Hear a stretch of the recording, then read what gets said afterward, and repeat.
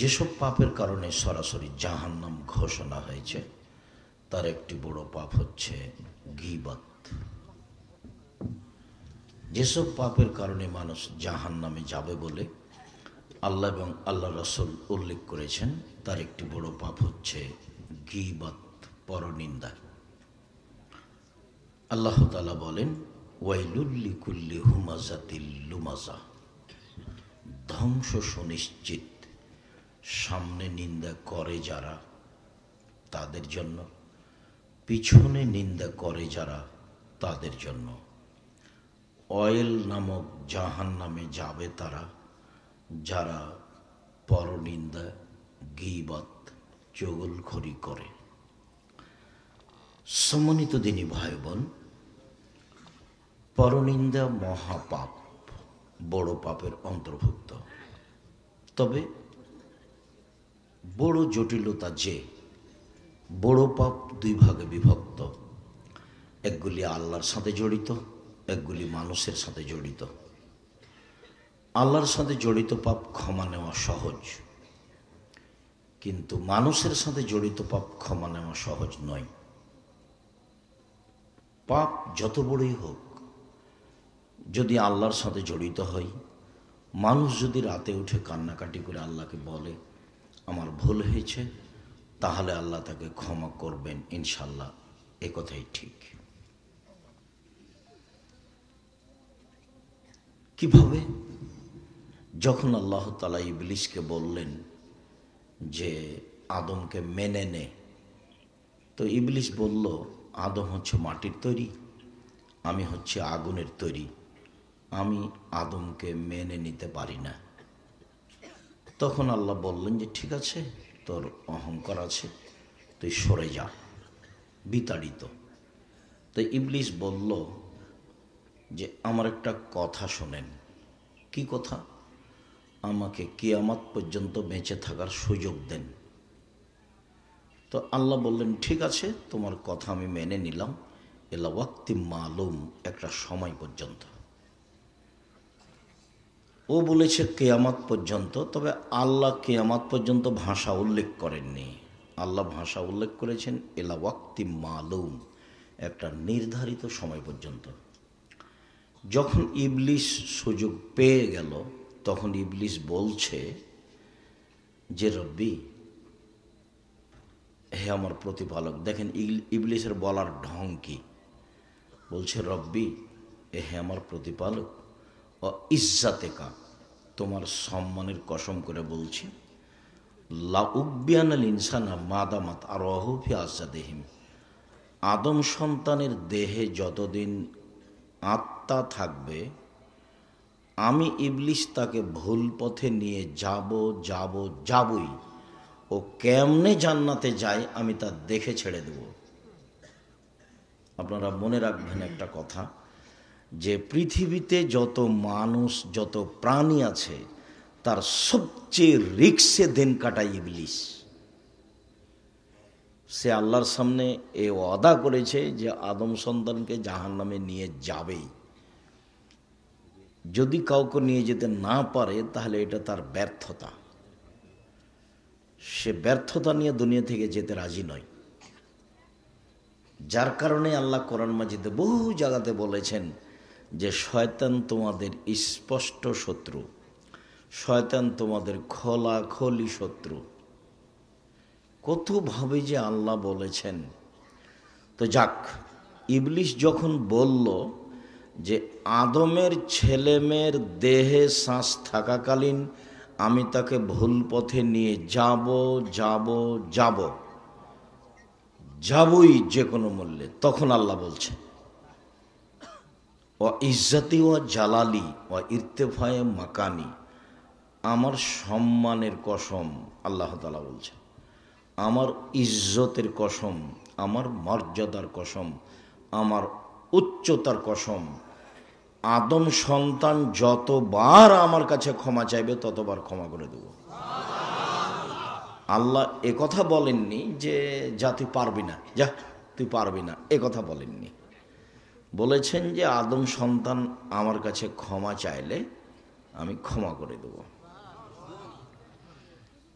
এই সারমর্মে আনাস রাদিয়াল্লাহু তাআলা আনহু বলেন, রাসূল সাল্লাল্লাহু আলাইহি সাল্লাম বলেন, আল্লাহ তাআলা বলেন, মানে হাদিসে কুদসি, আল্লাহ তাআলা বলেন, ইয়াবনা আদম মা দাওয়াতানি ওয়া রাজাতানি, আদম সন্তান তুমি আমাকে যেভাবে ডাকো আমি সেভাবে থাকি। আদম সন্তান তুমি আমাকে যেভাবে ডাকো আমি সেভাবে থাকি। তুমি যেভাবে আশা পোষণ করো আমি পূর্ণ করে থাকি। তুমি আমার কাছে ক্ষমা চাইলে ক্ষমা করে দিই। আমি পরোয়া করি না তুমি কত বড় পাপী, আমি পরোয়া করি না তুমি কত বড় পাপী। তুমি যেভাবে ডাকো আমি সেভাবে থাকি। তুমি যেভাবে আশা পোষণ করো সেভাবে আমি পূর্ণ করে থাকি। আবার বলছেন, ইবনা আদম, আদমের ছেলে মেয়ে শোনো, লাউ বালাগাত জুনুবুকা সামায়, তোমার পাপ বেশি হতে হতে যদি আকাশে লেগে যায়, পাপ আর পাপ, ফাস্তাগফারতানি, এরপরে যদি তুই আমার কাছে ক্ষমা চাও, গাফারতুল্লাহকে, আমি তোমাকে ক্ষমা করে দেবো। আল্লাহ উবালি, আমি পরোয়া করি না তুমি কত বড় পাপী, আমি পরোয়া করি না তুমি কত বড় পাপী। তুমি যেভাবে ডাকো আমি সেভাবে থাকি। তুমি যেভাবে ডাকো আমি সেভাবে থাকি। তুমি যেভাবে আশা পোষণ করো আমি সেভাবে পূর্ণ করে থাকি। আল্লাহ তাআলা দুনিয়াতে এভাবে বললেন, বিচারের মাঠে আবার আমাদের সামনে আসবেন। আদম সন্তানের সামনে আবার আল্লাহ তাআলা বিচারের মাঠে আসবেন, এসে বলবেন, ইয়াবনা আদম আতাইলা বিকুরাবিলার যে খাতায়া, আজকে তো তোমরা উপস্থিত হয়েছো আকাশ জমিন পরিমাণ পাপ নিয়ে, পাপ আর পাপ, তোমাদের পাপে একবারে আকাশ জমিন পূর্ণ হয়ে আছে। মনে রেখো, আতেই তো কবে কোরাবে হাম্মাক ফেরা, আমি আল্লাহ উপস্থিত হয়েছি ওই পরিমাণ ক্ষমা নিয়ে। তোমার যে পরিমাণ পাপ আমার সেই পরিমাণ ক্ষমা, তোমার যে পরিমাণ পাপ আমার সেই পরিমাণ ক্ষমা, তোমার যে পরিমাণ পাপ আমার সেই পরিমাণ ক্ষমা। তোমার পাপ যত আমার ক্ষমা তত, তোমার পাপ যত আমার ক্ষমা তত, যদি শিরক না থাকে। এইটা হলো জটিল কথা। যদি শিরক না থাকে তাহলে তোমার পাপ যত আমার ক্ষমা তত। বাংলাদেশের লোকের বাঁচার পথ কি? বাংলাদেশে শিরকের বন্যা চলে। আমরা তো মনে করি পানির বন্যা, বন্যা যখন আসে তো পানির বন্যা, শিরকের বন্যা আছে। দুধের ছেলে ঘুম থেকে উঠে গিয়ে স্কুলে গিয়েই বলছে, ও কালিমা তোমার আকাশ, ও কালিমা তোমার বাতাস। তা আকাশ বাতাস কি কালিমার না আল্লাহর? তাহলে বাংলাদেশের মানুষ জন্মসূত্রেই মুশরিক। বাংলাদেশের মানুষ ছেলে মেয়ে জন্মসূত্রেই মুশরিক। তোমরা কি পড়াশোনা করো সেটা আমার এখনো ধরা পড়েনি। বাংলাদেশের ছেলেরা ওর বাপ মা বলছে যে আমার ছেলের মেধা ভালো, গোল্ডেন পেয়েছে, আমি তাকে বড় ডাক্তার বানাবো, আমি তাকে বড় ইঞ্জিনিয়ার বানাবো। প্রায় ডাক্তারি চোর, প্রতারক। তোমাদের গ্রামের ভালো ডাক্তারের কথা আমি বলিনি, তবে যেই কোম্পানি তাকে টাকা দেয় সেই কোম্পানির ওষুধ লিখে। তো তোমার বাপ যে অত টাকা পয়সা খরচ করে পড়িয়েছে, তো এটা কি? প্রায় ইঞ্জিনিয়ারি চোর। দুই একজনের কথা আমি বলছি না, দেখো রাস্তাঘাট ঘর বাড়িতে ওর চুরি। তো এগুলো দিয়ে জাতির কি হবে? ওর জন্মই হলো শিরক দিয়ে, চলাফেরাই শিরক দিয়ে, ওর বিদ্যের সূচনাই শিরক। আবার ও প্রতারক। তোমার বাপ তো যেদিন তুমি ম্যাট্রিক পরীক্ষা দাও, ভালো রেজাল্টের জন্য তিনজন শিক্ষক রেখেছিল। যেদিন তুমি বিশ্ববিদ্যালয়ে ভর্তি হওয়া ইন্টারের পরে, সেদিন সাবজেক্ট প্রতি একটা করে শিক্ষক রেখেছে। আমার ছেলের মেধা ভালো। তোমার বাপের কত গল্প, আর তোমার মায়ের খালার সামনে করে, ফুফুর সামনে করে, বোনের সামনে করে। তোমার বাপের আর তোমার মায়ের গল্প খালি বন্যার মতো ভাসছে, সেটা তুমিও জানো। তুমি মেধাবী ছেলে, তো মেধার ফলাফলে তুমি হলে চোর, মেধার ফলাফলে তুমি হলে প্রতারক। আর তোমার মেধা যদি খুব বেশি ভালো হয়, সিরাজগঞ্জ জেলায় বাড়ি হিসেবে চলে গেছো লন্ডন আমেরিকায়, তারপরে তোমাকে তো তারা বড় চাকরি দিবে না। আব্দুল্লাহর বক্তব্য শোনো, এরা সব গোলাম, গোলামকে ওরা বড় চাকরি দিবে? খুব মেধা ভালো হিসাবে ওকে বলেছে যে আপনি হলেন সুইপারদের প্রধান, বেতন 5 লাখ। তো এখন যদি ও ঢাকা পিজি হাসপাতালে ডাক্তার হয়তো বেতন 3 লাখ, তো ওখানে ও 5 লাখ বেতনে তো থাকবেই। আবারও বলছে তোকে সিটিজেন দিলাম, তো এ নাগরিক, তো এখন বলছে যে আমি আমেরিকার নাগরিক, আমি আমেরিকার নাগরিক, আমি লন্ডনের নাগরিক। ওর বাপও বলছে আর মাও বলছে। ছেলে কিন্তু সুইপারের প্রধান। তো ওইরকমই আমি এখন বাড়িতে ঢুকছি, তা আমার আগে এগোনি বাড়ির মালিক আছে, তো ছেলে বের হয়েছে। ছেলে এখন বাপকে বলছে গুড মর্নিং। এখন বাপও বলছে গুড মর্নিং। সকালে ফজরের সালাতের পরের ঘটনা। এখন আমি কি করতে পারি? খেতে বসে আমি এখন বলছি ভাইজান আমি কি বলি, আসলে লন্ডন টাকা ইনকাম করতে এসেছি, ধর্ম বিক্রি করতে আসিনি, আদর্শ বিক্রি করে খেতে রাজি নই। কয়েক কোটি গুড মর্নিং যদি এক পাল্লায় দাও আর একটা যদি আসসালামু আলাইকুম এক পাল্লায় দাও, বলো তো কোন পাল্লা ভারী হবে? তো তোমার বাপ তোমাকে কি শিখালো? তোমার বাপ মায়ের অবস্থা দেখলে আমার মনে হয় চাঁপাইনবাবগঞ্জের ভাষা, আমও গেল ছালাও গেল, কাঁদতে কাঁদতে দুই চোখও গেল। আর যদি চাঁপাইনবাবগঞ্জের ভাষা বুঝতে না পারো তাহলে ছোটকালে একটা কবিতা পড়েছিল, ওইটা বললে ভালো বুঝতে পারবা। সেটা কি? বাবু বলে মাঝি চাঁদ কেন বাড়ে কমে রে। তো মাঝি বলছে এসব কি আর আমি জানি, তোর জীবন চারা নাই মিছে। মাঝি এই হয় কেন রে, ওসব কি আর আমি জানি, দেখি তোর জীবন আটা নাই মিছে। মাঝি এসব বলতে পারিস, আমি কি ওসব জানি, দেখি তোর জীবন 12 আনাই মিছে। এই পর্যন্ত বাবু পৌঁছেছে। তো বাতাস উঠেছে, নৌকা হিলে উঠেছে। এখন মাঝি বলছে বাবু সাঁতার জানো বাবু? তখন বাবু বলছে না রে মাঝি, না আমি তো সাঁতার জানি না। এখন মাঝি বলছে বাবু এখন দেখি তোর জীবন 16 আনাই মিছে। তোমার বাপের অবস্থা এই, তোমার মায়ের অবস্থা এই, দেখো তুমি তলিয়ে। না না, তোমার মা বুঝে ছেলে মানুষ করা? আরে ছেলে মানুষ করতে হবে জাতির জন্য, জাতিকে পরকালমুখী করার জন্য। তোমার বাপ টাকার স্বার্থে ছেলে মানুষ করেছে।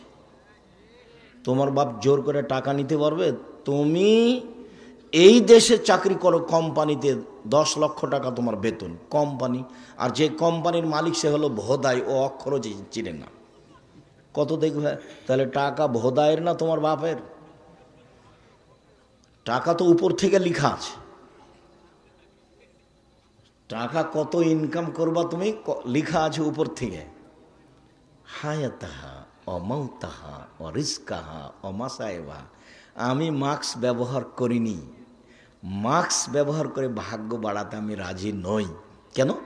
আল্লাহ নবী বলেছেন যে মানুষের সৃষ্টির 50,000 বছর পূর্বে, আদমের সৃষ্টির 50,000 বছর পূর্বে ওর লেখা আছে 4টে জিনিস। 1 তার মরণ, 2 তার জীবন, 3 তার রুজি, 4 তার বিপদ আপদ, করোনা। করোনা লেখা আছে। যদি সেদিন তার করোনা লেখা হয়ে থাকে আর আজকে যদি পাথরের ভেতরে ঢুকে রেহাই পাবে না। তো ঢাকা গেছি আমি এক করোনার লোককে দেখতে, তোর ছেলে মেয়ে বলছে হুজুর ভিতরে আসেন না, হুজুর ভিতরে আসেন না, হুজুর ভিতরে আসেন না। বলো কি তুমি? তোমার বাপের গায়ে হাত দিয়ে দোয়া পড়ে যাব আমি, আব্দুর রাজ্জাক বিন ইউসুফ। করোনার 5 পয়সা দাম দিই না আমি। শোনো, এতে যদি আমারও করোনা হয় বলবো না তোমার বাপের গায়ে হাত দিয়েছিলাম সেজন্য আমার করোনা হয়েছে। আমি বলবো পৃথিবী সৃষ্টির 50,000 বছর পূর্বে আমার ভাগ্যে করোনা লেখা ছিল, তাই হয়েছে।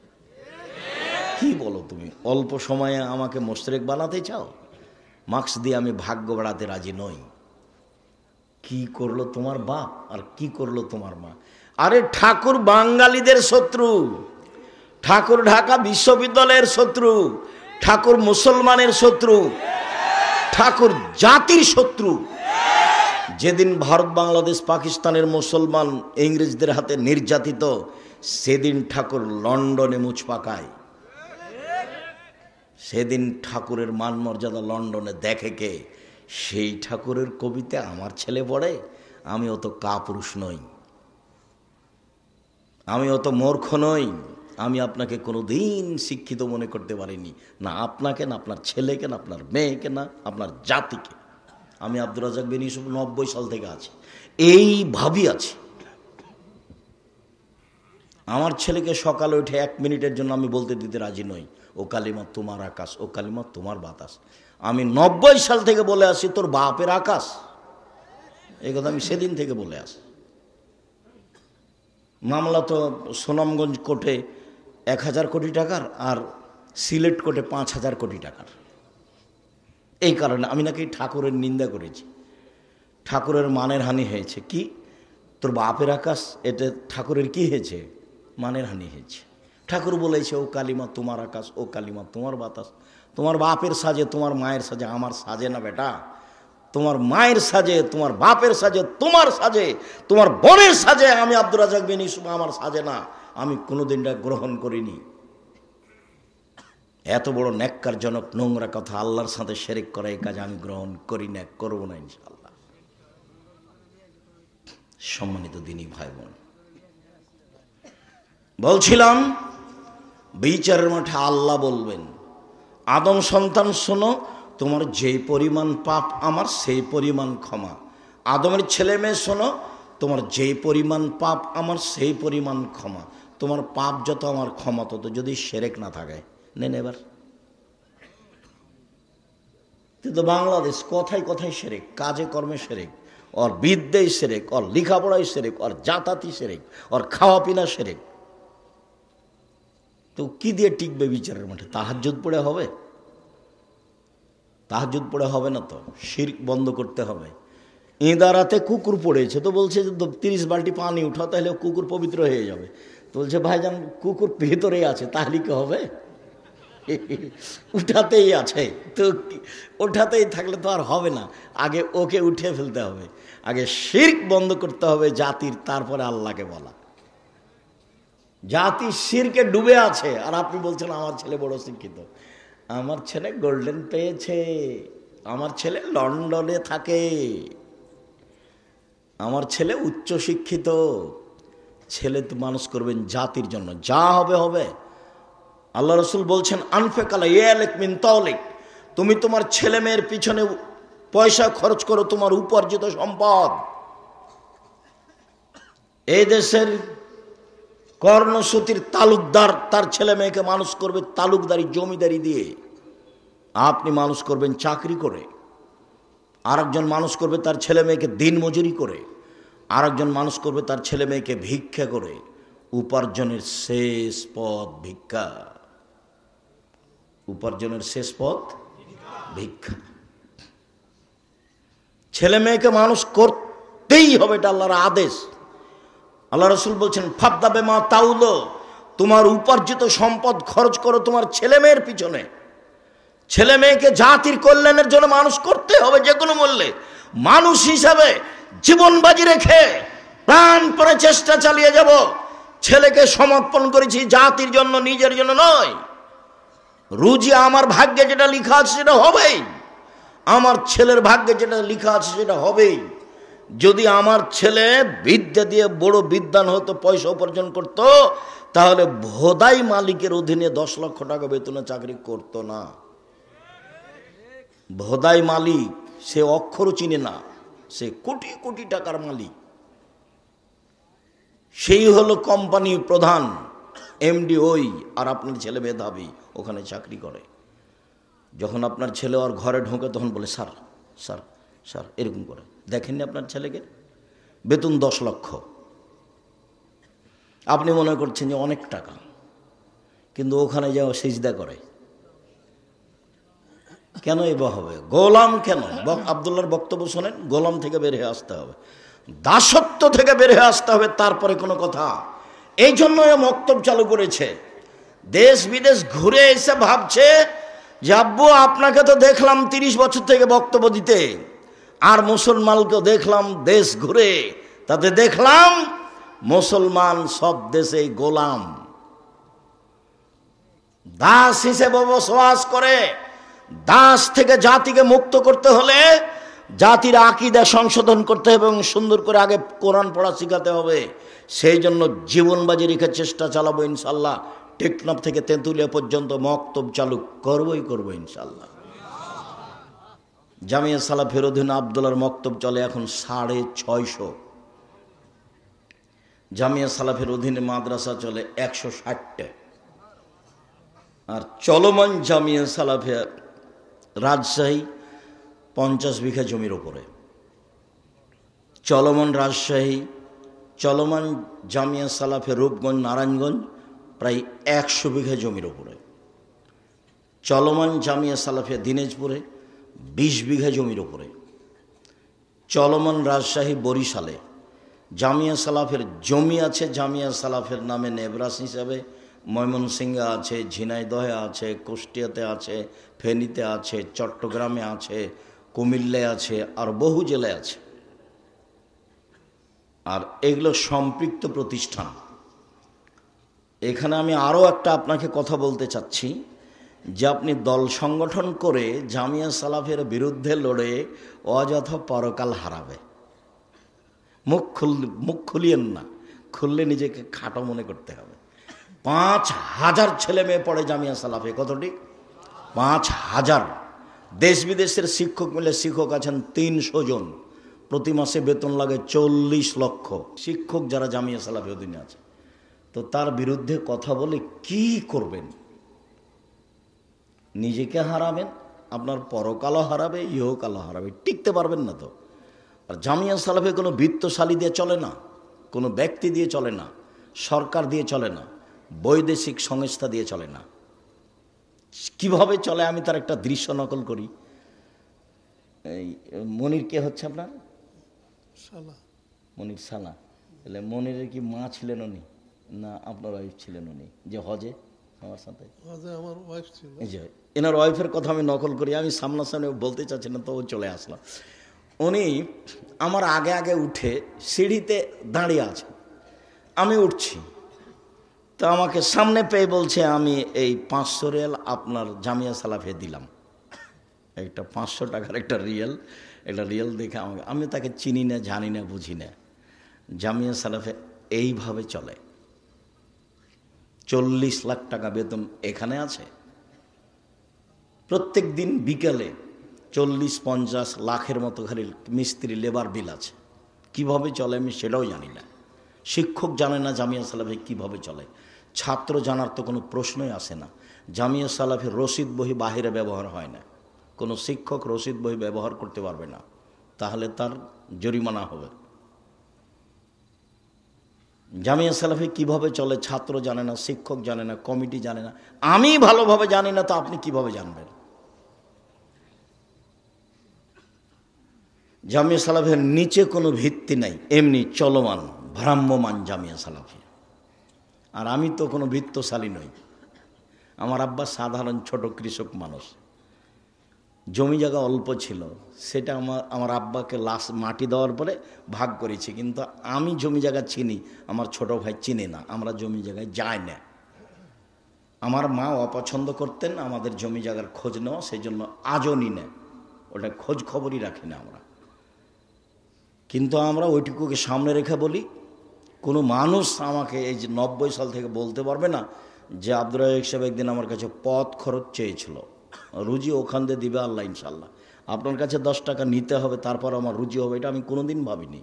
কোনোদিন সভাপতি, সেক্রেটারি, মসজিদ হোক, বক্তব্য হোক, সম্মেলন হোক, কাউকে হিসাব করে একটা বাক্য বলতে হবে এরকম আমার জীবনে কোনোদিন ঘটেনি। এরকম আমার কোনোদিন 1 মিনিটের জন্য ঘটেনি যে আপনাকে হিসাব করে কথা বলতে হবে, আপনি কত বড় মানুষ। কত এমপি মন্ত্রী আমার প্রোগ্রামে আসলো, এসব বলছে যে 1 মিনিট সময় দিবেন। তা আমি ওইভাবে অপমান করিনি যে আমি কোরআন হাদিসের অনুবাদ করছি আর আপনি মধ্যে কথা বলতে চান, এর তো বহু বড় মুশকিল কথা। এইভাবে আমি বলিনি, তাকে আমি বলেছি কোরআন হাদিসের আলোচনা চলছে, মাননীয় মন্ত্রী সাহেব কিছুক্ষণ অপেক্ষা করবেন। আমার কথা বলা শেষ হয়েছে, তখন উনি কথা বলেছেন। কত এমপি মন্ত্রীকে আমি দেখলাম, বক্তব্য ছেড়ে দিয়ে তাকে কথা বলতে দিব, এরকম আমার জীবনে একদিন 1 মিনিটের জন্য ঘটেনি। একবারে একই মাপে আছি 90 সাল থেকে এখন পর্যন্ত, আলহামদুলিল্লাহ। 19-20 আমি বুঝি না। সম্মানিত দিনী ভাই বোন, শিরক মহাপাপ। শিরক যত বড়ই পাপ হোক না কেন, সারা জীবনটাই শিরক করেছেন, এখন আল্লাহকে বলেন আল্লাহ আমার ভুল হয়েছে, তুমি আমাকে মাফ করো, ইনশাল্লাহ ক্ষমা হয়ে যাবে। উনি ক্ষমার জন্য প্রতীক্ষমান রয়েছেন। কিন্তু এই যে নির্বাচনে আর একজনকে বলেছেন ও খারাপ, এখন আল্লাহর কাছে বলেন তো যে আল্লাহ মাফ করেন আমাকে, বলেন আজীবন পর্যন্ত। কোনো একদিন যদি চেয়ারম্যানের গালি দেওয়া পাপ ক্ষমা হয়ে যায়, তাহলে ইসলাম ধর্ম হবে মিথ্যা আর আল্লাহ হবেন অত্যাচারী জালেম। আল্লাহ বলেছেন ইন্নী হারাম তো জুলমা আলাইয়া, আমি আল্লাহ অত্যাচারকে আমার উপরে হারাম করেছি, আমি অত্যাচার করব না। তুমি যার বদনাম করেছো ক্ষমা সেখানে নাও, আমার কাছে কেন? পাপের জগতে সুদ খাওয়া মহাপাপ। আপনাকে অবাক হতে হবে, সুদের পাপের যে ভাষা আল্লাহ নবী উল্লেখ করেছেন, পৃথিবীর কোনো পাপের ভাষা এভাবে উল্লেখ করেননি। একবার আল্লাহ রসুল বলছেন, মাইয়াকুল দিরহাম রিবাহু ইয়ালাম আসাদ্দু মিন সিত্তাতি ওয়া সালাসিনা জিনিয়া। কেউ যদি জেনে শুনে 1 টাকা সুদ খায়, 36 বার জেনা করে যত পাপ হবে, 1 টাকা সুদ খেলে তার চেয়ে বেশি পাপ হবে। রাসূল সাল্লাল্লাহু আলাইহি ওয়াসাল্লাম বলছেন, আর রিবা সাবুনা জুজান। আয়েশা রাদিয়াল্লাহু আনহা মাহু, সুদের পাপের 70টি ভাগ রয়েছে, ছোট থেকে বড়, বড় থেকে ছোট। তার সবচেয়ে ছোট ভাগ হলো মার সাথে জেনা করলে যেমন পাপ হয়, শিরক মহাপাপ, কিন্তু ভাষা এরকম নয়। পিতা মাতার অবাধ্য চলা পৃথিবীতে 2য় মহাপাপ, কিন্তু ভাষা এমন নয়। মিথ্যা সাক্ষী পৃথিবীতে 3য় মহাপাপ। সিরাজগঞ্জ জেলে বহু মানুষ আছে, 20 বছর 30 বছর থেকেও নিজেও জানে না আমি কেন জেলে। জজ জানে না ঘটনা কি, উকিল জানে না ঘটনা কি, সাক্ষীও জানে না ঘটনা কি। সাক্ষীকে 50,000 টাকা দিয়েছে আর বলে দিয়েছে তুই এভাবে বলবি জজের সামনে, কি আমি 2 চোখে মারতে দেখেছি। যার কথা বলছে যে আমি 2 চোখে মারতে দেখেছি, সে কিন্তু সে সিরাজগঞ্জে ছিল না সেদিন, অথচ বলছে যে আমি 2 চোখে মারতে দেখেছি। তাহলে সাক্ষীও জানে না ঘটনা কি, উকিল তো জানেই না, জজ তো জানেই না। এখন যে ব্যক্তি জেলে আছে সেও বলছে ব্যাপারটা কি রে, আমি কেন জেলে? আল্লাহ রসুল বলছেন লা ইয়াদরিল কাতিল ফিমা কাতালা ওয়াল মাকতুলু ফিমা কুতিলা। হত্যাকারী বুঝবে না কেন আমি মারছি, নিহত ব্যক্তি বুঝবে না কেন আমি মরলাম। যে মারছে তাকে 1 লাখ টাকা দিয়েছে, বলেছে অমুককে মেরাই, তো এখন ওকে গিয়ে মারছে, তো কেন মারছো তো জানে না। আর যাকে মারা হচ্ছে সে বলছে আমি তাকে চিনি না, আমাকে মারছে কেন, ঘটনা কি, মারলই তো। আল্লাহ রসুল বলছেন হত্যাকারী জানে না কেন আমি মারছি, নিহত ব্যক্তি জানে না কেন আমি মরলাম। 20 বছর থেকে জেলে আছো, নিজে জানে না আমি কেন জেলে। ও কি জানবে? জজও জানে না। ও কি জানবে? উকিলও জানে না। ও কি জানবে? সাক্ষীও জানে না। যার কারণে সাক্ষী পৃথিবীতে 3য় মহাপাপ। মিথ্যা সাক্ষী পৃথিবীতে 3য় মহাপাপ। মিথ্যা সাক্ষী পৃথিবীতে 3য় মহাপাপ। 2য় মহাপাপ বাপ মায়ের অবাধ্য চলা। পাপ যত বড়ই হোক, সুদের ভাষা যেভাবে আল্লাহ নবী উল্লেখ করেছেন ভাষা এমন নয়। সাক্ষী যত বড়ই পাপ হোক না কেন, সুদের ভাষার সাথে তার মিল নেই। শুনুন, মানুষকে হত্যা করা মহাপাপ, কিন্তু ভাষা এমন নয়। সুদের পাপের ভাষা, কেউ যদি জেনে শুনে 1 টাকা সুদ খায়, 36 বার জেনে করে যত পাপ হবে, 1 টাকা সুদ খেলে তার চেয়ে বেশি পাপ হবে। পাপের জগতে কোনো পাপের ভাষা এরকম নয়। সুদের পাপের 70টি ভাগ রয়েছে। ছোট ভাগ হলো মার সাথে জেনা করলে যেমন পাপ হয়। কি দিয়ে আপনাকে আমি বুঝাই সুদের পাপের ভাষা কি? অবাক কথা, যে সুদ দিন রাত মানুষে খাচ্ছে, কোনো পাপই নয়, কোনো হিসাবই করতে পারে না। সম্মানিত দিনী ভাই বোন, সুদের আলোচনায় লম্বা আলোচনা জেনে নেবেন।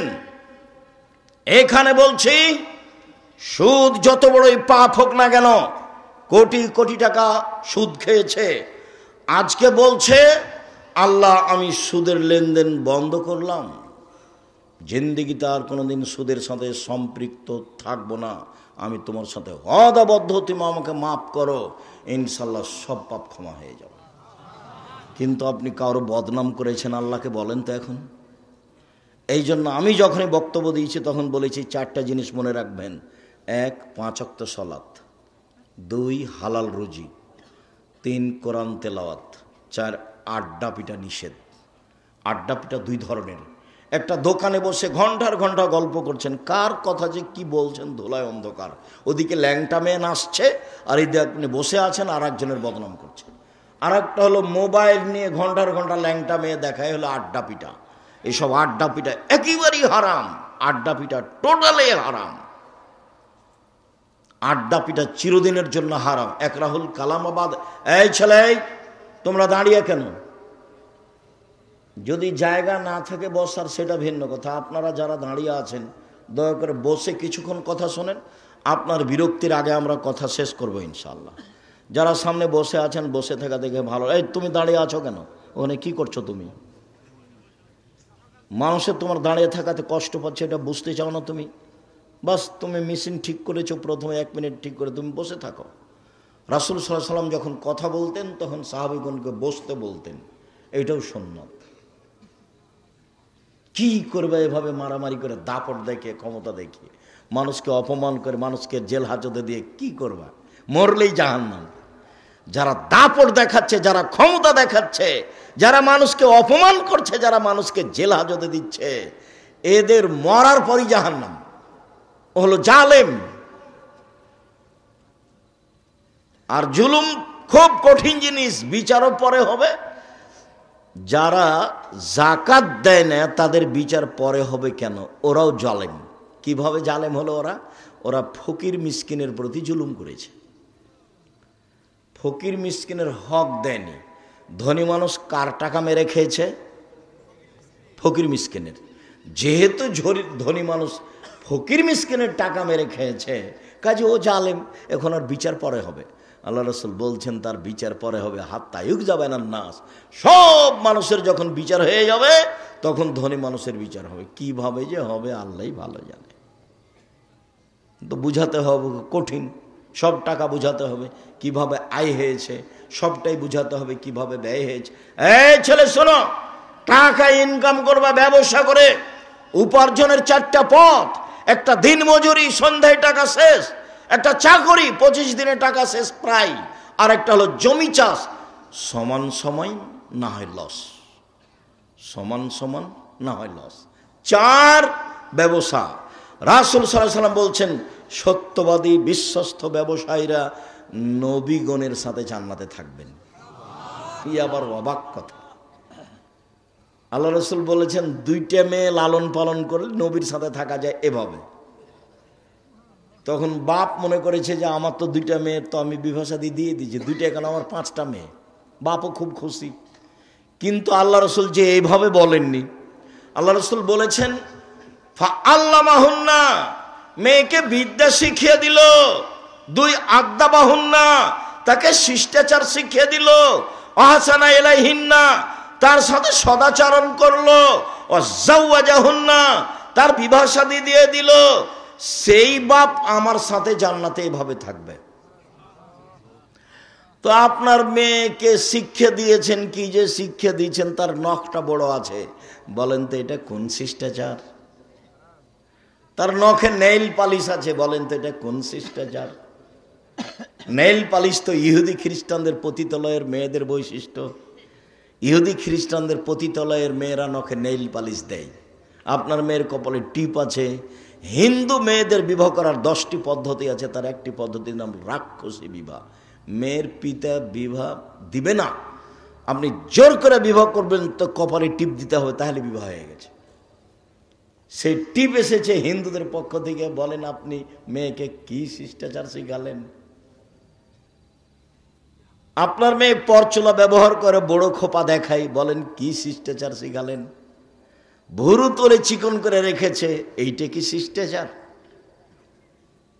দাঁত ছিলে ফাঁকা ফাঁকা খোলা খোলা করে রেখেছে, এইটাই কি শিষ্টাচার? উঁচু স্যান্ডেল পরে নিজেকে লম্বা দেখাই, এইটাই কি শিষ্টাচার? ব্রেসের পরে নিজেকে যুবতী দেখাই, এইটাই কি শিষ্টাচার? সামনের চুল ছোট করে রেখেছে, এইটাই কি শিষ্টাচার? আস্কারা মাস্কারা কি কি মুখে লাগিয়ে ভ্যানে ঘুরছে, ভ্যানে চড়ে, ভ্যানওয়ালা কি স্বামী? রিক্সাওয়ালা কি স্বামী সেভাবে ওভাবে ঘুরছে, এটাই কি শিষ্টাচার? ভ্যানিটি ব্যাগ নিয়ে সিরাজগঞ্জ বাজারে চলে গেছে, এটাই কি শিষ্টাচার? কোনটা শিষ্টাচার? আল্লাহ রাসূল বলছেন যে ওই পিতা আমার সাথে জান্নাতে থাকবে যে পিতা মেয়েকে বিদ্যা শিখিয়ে দিল, 1, 2 শিষ্টাচার শিখিয়ে দিল, 3 ভালো আচরণ করলো, 4 বিবাহ শাদী দিয়ে দিল, সেই পিতা আমার সাথে জান্নাতে এইভাবে থাকবে। জান্নাতে রাসূলের সাথে থাকা কঠিন। একজন সাহাবী রাসূলের সাথে রাতে ছিলেন, তো অজুর পানি আর মেশক নিয়ে রাসূলের কাছে উপস্থিত। আল্লাহ রাসূল খুব খুশি হয়েছেন, বাহ ভালোই তো, তুমি তো অজুর পানি নিয়ে এসেছো, তুমি তো মেশক নিয়ে এসেছো, খুব খুশি। সালমা শেতা, তুমি যা চাও চাও আমি দিয়ে দেবো। মুহাম্মদ সাল্লাল্লাহু আলাইহি সাল্লাম বুঝতে পারেন যে কি চাইবে। নবী হলে কি হবে, গায়েবের খবর জানেন না। আমার মাঝাবি ভাইরা মনে করছেন যে নবী গায়েবের খবর জানেন। পাশের একটা লোক, পাশে বউ ঘুমাননি, এমনি ভান করে শুয়ে আছেন আয়েশা রাদিয়াল্লাহু তাআলা আনহা, আর রাসূল মনে করছেন যে আয়েশা ঘুমিয়ে গেছে, অথচ আয়েশা বলছেন যে আমি ভান করে ঘুমিয়ে আছি। ভান করে ঘুমা বুঝেন না? ভান করে ঘুমিয়ে আছি। দেখি মুহাম্মদ সাল্লাল্লাহু আলাইহি সাল্লাম কি করেন, কোথায় উঠে যান। দেখলাম ধীরে উঠলেন, ধীরে জুতা স্যান্ডেল পায়ে দিলেন, কাপড় গায়ে দিলেন, ধীরে দরজাটা খুললেন, আমি যেন জানতে না পারি। দরজাটা খুলে বের হলেন, বাহির থেকে দরজাটা টেনে বন্ধ করে দিলেন, চলে গেলেন। আমিও উঠলাম, দেখি কি কোথায় যান। আসলে আল্লাহ রাসূল কোথায় যাচ্ছেন এটা আয়েশার মৌলিক খেয়াল হলো, আমাকে বাদ দিয়ে এ রাতে আবার কোনো স্ত্রীর কাছে যান নাকি, এটা হলো আয়েশার খেয়াল। আর আল্লাহ রাসূল যাচ্ছেন মরা মানুষের জন্য ক্ষমা চাইতে, কবরস্থানে বাকিউল গারকাদে যাবেন। জান্নাতুল বাকি তার নাম নয়, তার নাম হচ্ছে বাকিউল গারকাদ। ভারত, বাংলাদেশ, পাকিস্তানের নাম দিয়েছে জিন পাহাড়, আর জান্নাতুল বাকি কবরস্থানের নাম দিয়েছে জান্নাতুল বাকি, নাম বাকিউল গারকাদ। তো এবার উঠে দেখছেন, দেখি কোথায়, ওই যে কবরস্থানে 100 গজ দূরে হবে, ওর পাশেই মসজিদে নববীর সাথে কবরস্থান। ওই যে হাত তুলে দোয়া করলেন, 1 বার 2 বার 3 বার হাত তুলে দোয়া করলেন, তারপরে হাঁটতে লাগলেন ফিরে। আমিও ঘুরে হাঁটতে লাগলাম, দেখলাম জোরে হাঁটলেন, আমিও জোরে হাঁটলাম, দেখলাম একটু দৌড়াচ্ছে, আমিও জোরে দৌড়াচ্ছি। আমি আগেই বিছানে চলে এসেছি। আমি যখন আগেই বিছানে চলে এসেছি, আমার পাশে এসে বলছেন, কি খবর আয়েশা, হাঁপাচ্ছ কেন? তখন আমি বললাম যে আমি তো মিথ্যে কথা বললে জিবরাইল আপনাকে বলে দিবে, আসলে আমি পরীক্ষা করছিলাম আপনি যান কোথায়। তো দেখলাম এই হাদিস মুসলিম। সম্মানিত দিনী ভাই বোন, কথা প্রসঙ্গে কথায় এসে সেই জন্য বলছিলাম পাপের জগতে বড় পাপ মানুষের বদনাম, গীবাত, কিন্তু মানুষের সাথে জড়িত পাপ। জেনা মহাপাপ। রাসূল সাল্লাল্লাহু আলাইহি সাল্লাম বলেন, আল বিকর বিল বিকরে জিলদু মিয়া তাগরিব সানা। অবিবাহিত ছেলে মেয়ে যদি জেনা করে 100 লাঠি পিটিয়ে এলাকা থেকে 1 বছরের জন্য তাড়িয়ে দিতে হবে। তিনি বলেন, আসাইবা বিসাইবা রাজম। বিবাহিত পুরুষ নারী যদি জেনা করে তাহলে তাকে ইট ঢেল পাথর দিয়ে মেরে মেরে মেরে ফেলতে হবে, তাকে মারতেই হবে। বিবাহ করার পরে জেনায় লিপ্ত হলে তার বেঁচে থাকার পৃথিবীতে কোনো পথই নেই। 3 শ্রেণীর মানুষকে হত্যা করতে হয়, 2 শ্রেণীর মানুষের বাঁচার পথ আছে। 1, কেউ বলল আমি কোরআন মাজিদ মানি না, তাহলে ও মোরতাদ, সরকারিভাবে তাকে হত্যা করতে হবে, সরকারিভাবে তাকে ফাঁসির মঞ্চে নিয়ে যাওয়া হয়েছে, ফাঁস গলায় দেওয়া হবে। ও বলছে আমার ভুল হয়েছে, আমার ভুল হয়েছে, আমার ভুল হয়েছে।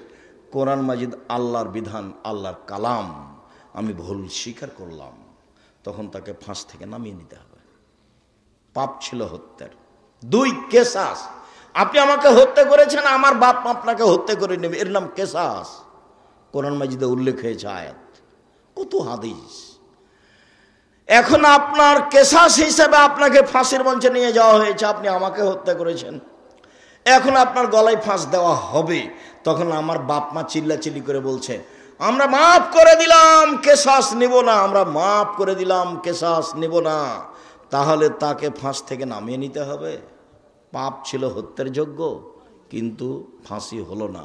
3, বিবাহ করার পরে যদি কেউ জিনায় লিপ্ত হয় তাহলে তাকে ইট ঢেল পাথর দিয়ে মেরে মেরে মেরে ফেলতে হবে, ফাঁসি দিতে হবে। বেঁচে থাকার পৃথিবীতে কোনো পথঘাট নেই। 1 মিনিট। গামেদ সম্প্রদায়ের একজন মহিলা এসে বলছে আল্লাহ রসুলকে, তাহিরিনী ইয়া রাসূলুল্লাহ, আল্লাহ রাসূল আমাকে পবিত্র করেন। মহিলা এসে বলছে।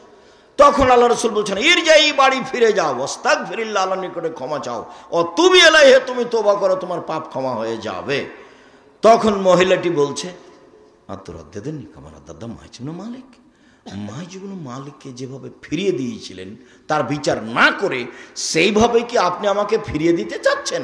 ওয়ান্না হবলা মিনা জেনা, আমার পেটে অবৈধ সন্তান রয়েছে, দয়া করে বিচার করে দেন, আমাকে ফিরিয়ে দিয়েন না। আল্লাহ রসুল বললেন, ইরজাই হাতা তালে দি, বাড়ি চলে যাও, যেদিন তোমার বাচ্চা প্রসব হবে সেদিন বিচার করে দেব। মহিলা চলে গেল। বাচ্চা প্রসব হয়েছে, মুসলিম গ্রন্থে এসেছে, সবে মাত্র বাচ্চা প্রসব হয়েছে, তাকে ন্যাকড়া দিয়ে জড়িয়ে রাসূলের দরবার নিয়ে এসে বলছে, এ দেখেন বাচ্চা প্রসব হয়ে, বিচার করে দেন। দৃশ্য দেখে আল্লাহ রসুল অবাক হয়ে বলছেন, ইরজাই, বাড়ি ফিরে যাও, ফারদেই হে, বাচ্চাকে দুধ খাওয়াও, হাত্তা তাফতে মিহে, যেদিন বাচ্চা দুধ ছেড়ে দেবে সেদিন নিয়ে আসিও, বিচার করে দেব। মহিলা বাচ্চা নিয়ে চলে গেল, বাচ্চাকে 2 বছর দুধ পান করালো। 2 বছর পরে বিচারালয় উপস্থিত। তখন বাচ্চার হাতে 1 টুকরা রুটি রয়েছে। এই রুটি প্রমাণ করে বাচ্চা খাদ্য খেতে পারে। ফাওয়াসাদাহু বেদ রাজুলিন মিনাল মুসলিমিনা, বাচ্চাটাকে একজন মুসলমানের হাতে সমর্পণ করলেন আল্লাহ নবী। যাও, এই বাচ্চা তুমি লালন পালন করো। সঙ্গী সাথী, এই যাবো বেহা, মহিলাকে মাঠে নিয়ে যাও। আহফিরুল্লাহ সাদরিহা, মাঠে নিয়ে গিয়ে গর্ত খুঁড়ে বুক পর্যন্ত মাটিতে পুঁতে দাও। ফারজেমুহা, এরপরে চতুর্দিক থেকে ইট ঢেল পাথর মেরে মেরে তাকে বিদায় করো। সাহাবীগণ বলছেন, আমরা তাকে মাঠে নিয়ে গেলাম, গর্ত খুঁড়ে বুক পর্যন্ত মাটিতে পুঁতে দিলাম, চতুর্দিক থেকে ইট ঢেল পাথর মারতে লাগলাম। খালিদ বিন ওয়ালিদ বলছেন, একটা পাথর আমি তার মুখের উপরে মারলাম। ফাতানাজ্জাহা দাম আলা ওয়াজহি খালিদ, পাথরটা মুখে লেগে মুখ ফেটে রক্ত ছিটে খালিদের গায়ে লাগলো। ফাসাব্বাহা, খালিদ তাকে গালি দিয়ে বসলেন, এমনটা হতে পারে? ছি ছি ছি ছি ছি ছি, একজন জেনাকারিনী মহিলার গায়ের রক্ত আমার গায়ে লাগলো, এমনটা কিছু হতে পারে? আল্লাহ রাসূল বলেন, মাহারে না খালিদ, খালিদ থামো, গালি দিও না। লাকাত তাবাত তাওবাতান লাউ তাবা সাহেব মাকসাল্লাহ গফিরা লাহু, এ মহিলা এত ক্ষমা চেয়েছে, এ মহিলা এত তওবা করেছে, এ মহিলা এত ক্ষমা চেয়েছে, এ মহিলা এত তওবা করেছে। যদি বড় থেকে বড় পাপী এভাবে তওবা করে তবে তার পাপ ক্ষমা হবে। খালিদ, একে গালি দিও না।